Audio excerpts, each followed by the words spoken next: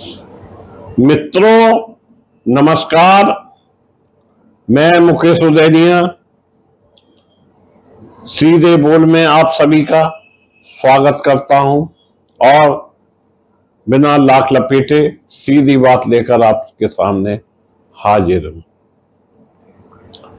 लगातार यह प्रश्न उठ रहा है कि इतना मतदान प्रतिशत कैसे बढ़ गया। 11 दिन देरी से जारी आंकड़ों पर विपक्ष ने उठाए सवाल और बहुत कुछ कह डाला। लोकसभा चुनाव के पहले चरण की वोटिंग के 11 दिन और दूसरे चरण के मतदान के 4 दिन बाद आधिकारिक आंकड़े जारी कर दिए गए। इन आंकड़ों को लेकर मार्क्सवादी कम्युनिस्ट पार्टी के नेता सीताराम येचुरी, तृणमूल कांग्रेस टीएमसी के सांसद डेरेक ओब्रियन और राजनीतिक विशेषज्ञ योगेंद्र यादव ने सवाल उठाए हैं मित्र, और सवाल उठाना भी बहुत जरूरी है। उन्होंने पूछा कि प्रारंभिक आंकड़ों के मुकाबले वोटिंग प्रतिशत इतना कैसे बढ़ गया और मतदाताओं की संख्या क्यों नहीं दी। चुनाव आयोग के मुताबिक पहले चरण में 66.14% और दूसरे चरण में 66.71% मतदान हुआ है।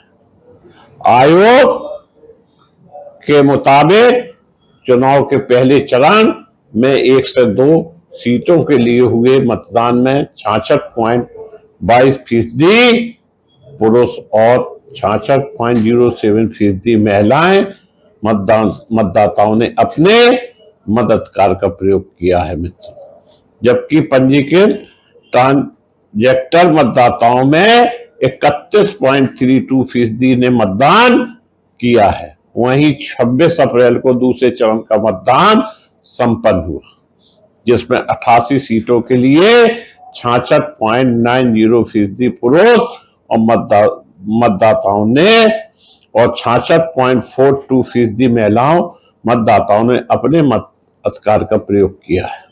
दूसरे चरण में ट्रांजेक्टर पंजीकृत मतदाताओं में से 23.86% ने मतदान किया है। चुनाव आयोग ने इन आंकड़ों को लेकर सीताराम येचुरी ने एक्स पर लिखा है कि आखिरकार चुनाव आयोग ने पहले 2 चरण में के लिए मतदान के अंतिम आंकड़े पेश कर दिए, जो कि समान रूप से मामूली नहीं है बल्कि प्रारंभिक आंकड़ों से अधिक है।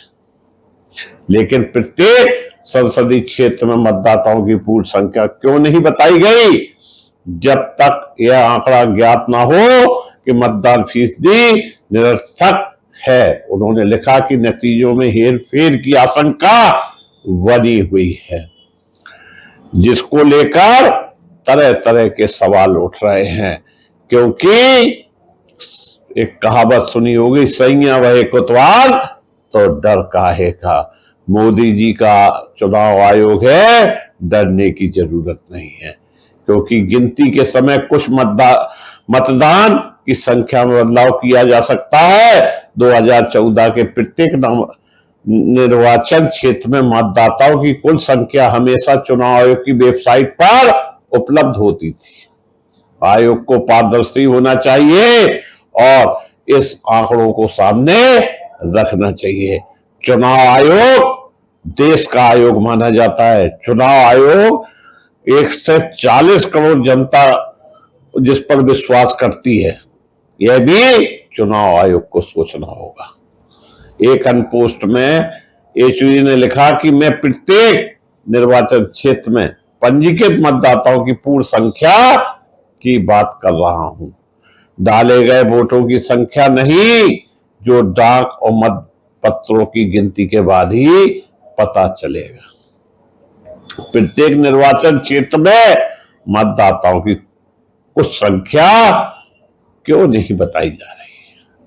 चुनाव आयोग को जवाब तो हर हाल में देना ही पड़ेगा।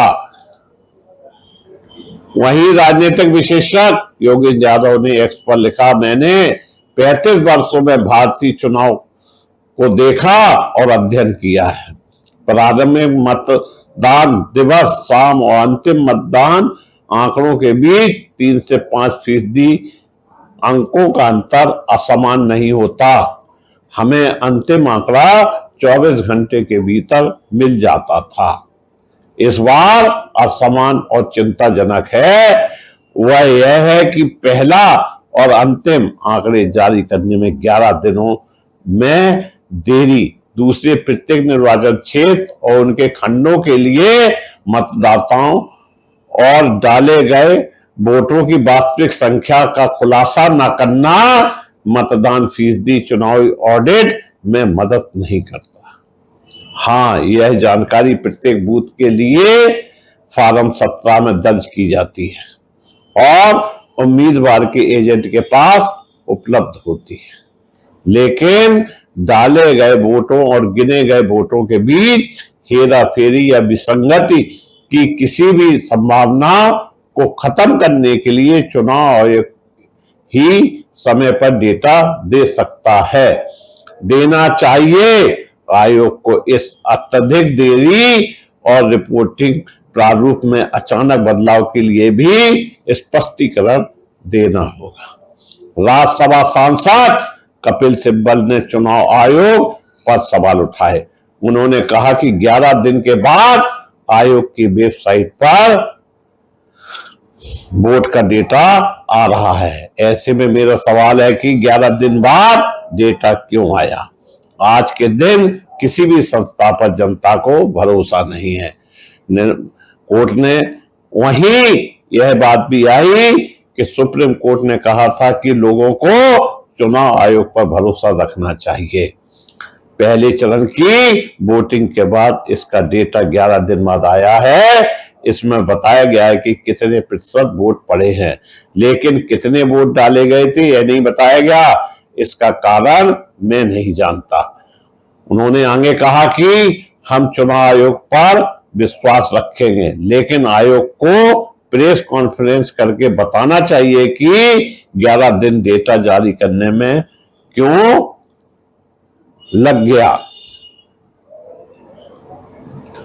संदेह पैदा होने पर लोगों का विश्वास भी कम होता है। ऐसे में जानना बहुत जरूरी है।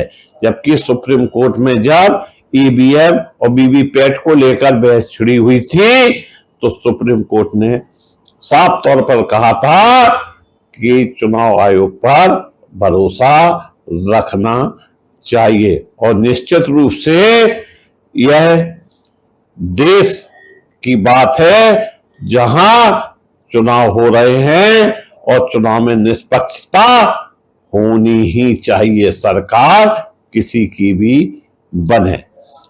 धन्यवाद।